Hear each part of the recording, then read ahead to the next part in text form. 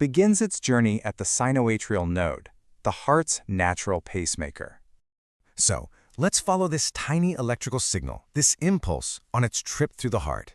The best way to think about it is like a car on a vital high-speed expressway. And to really understand what happens when there's a traffic jam or a sudden roadblock, we first have to know exactly what a smooth ride looks like. Okay, first up, the perfect journey. Before we can possibly diagnose the problems, we've got to master the normal, uninterrupted, and absolutely flawless route that this impulse takes.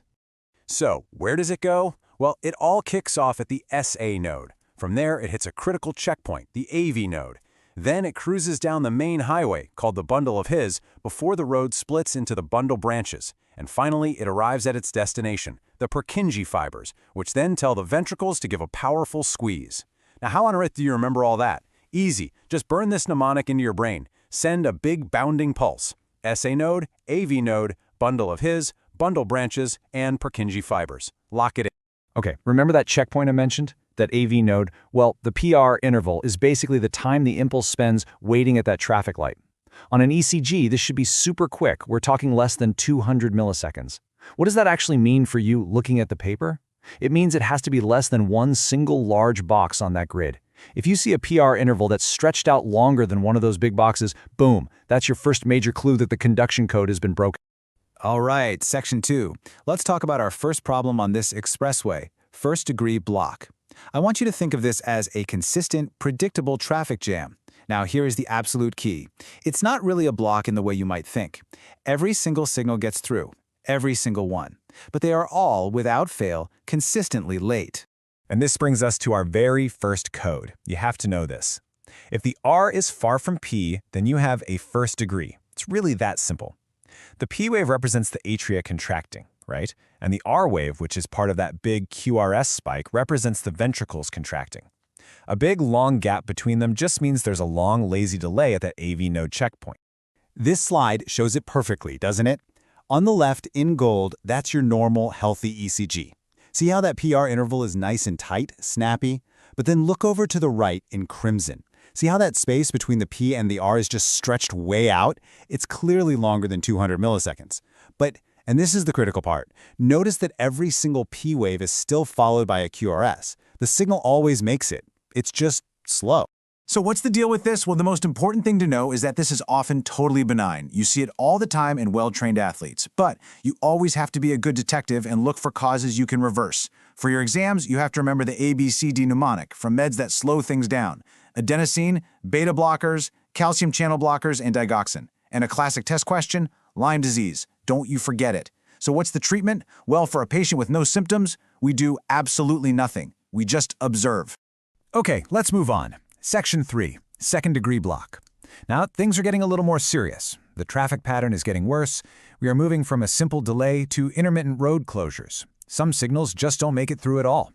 And this happens in two very, very distinct ways.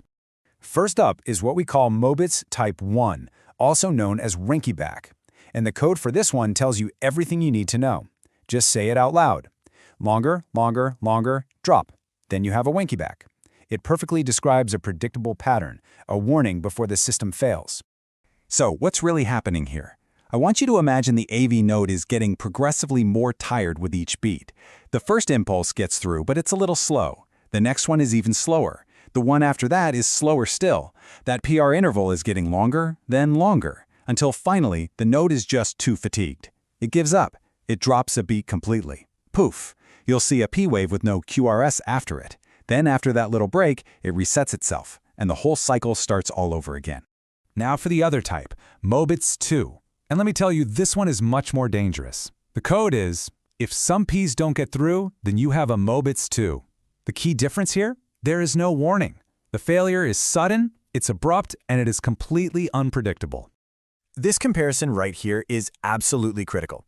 In Mobitz 1 on the left, you can literally see the PR interval warning you by stretching out before a drop. But look at Mobitz 2 on the right. The PR interval is constant, it's exactly the same beat after beat, and then bam, a P wave just appears all by itself with no QRS to follow. Now, why is there such a big difference? It all comes down to the location. Mobitz 1 is a problem at the AV node. The traffic light is just slow. But Mobitz 2, that's a problem below the AV node. It's an all-or-nothing failure of the highway itself, which is exactly why it's so unstable.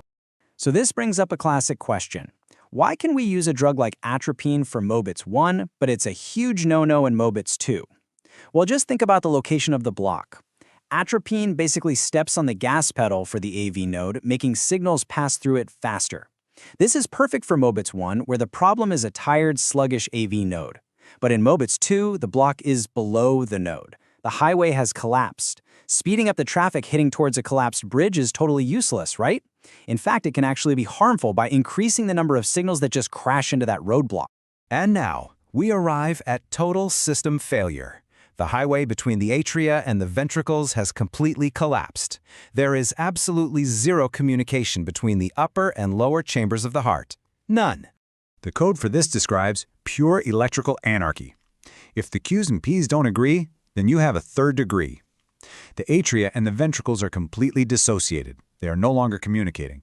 They are beating to their own separate drummers. Just look at this ECG. You can see the P waves, driven by the SA node, just marching along at their own regular pace. But that signal is hitting a brick wall. It's completely blocked.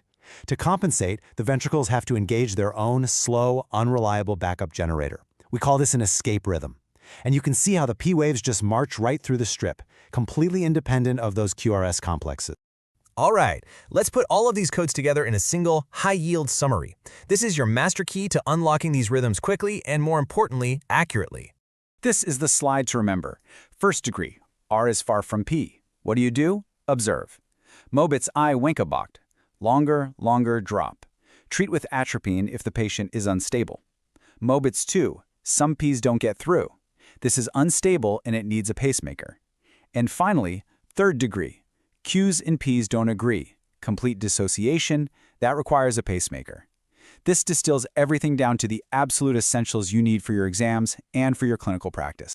So, master the codes. Understand the journey, because when you do that, what looks like chaos on a screen transforms into crystal clear clarity. And you have to remember that every single heartbeat is an electrical journey, a path that